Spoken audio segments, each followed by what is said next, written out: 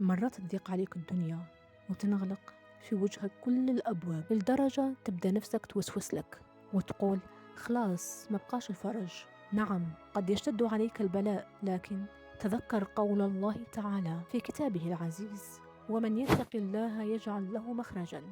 تذكر أن الله ما ابتلى عبده إلا لأنه اشتاق مناجاته، ما ابتلى عبده إلا لأنه رآه قد انشغل عنه بأمور الدنيا ونسي أن يذكره في ركعة صلاة. ما أريد قوله أن الابتلاء أحيانا يكون رحمة من الله ليعيدك إليه. قد تكون لاهيا بأمور الدنيا ومتاعها وتظن أن هذا لن يزول، وتنسى أن هناك رب لا يسهى ولا ينسى، فيبتليك في أحب شيء لديك ليذكرك أن مردك إليه وحده. فلا تيأس من ابتلاء الله لك. اللهم يا رب لك الحمد على كل حال. اللهم اجعل ابتلاءنا رحمة لنا، واصرف عنا كل بلاء يكون شرا علينا، وردنا إليك ردا جميلا.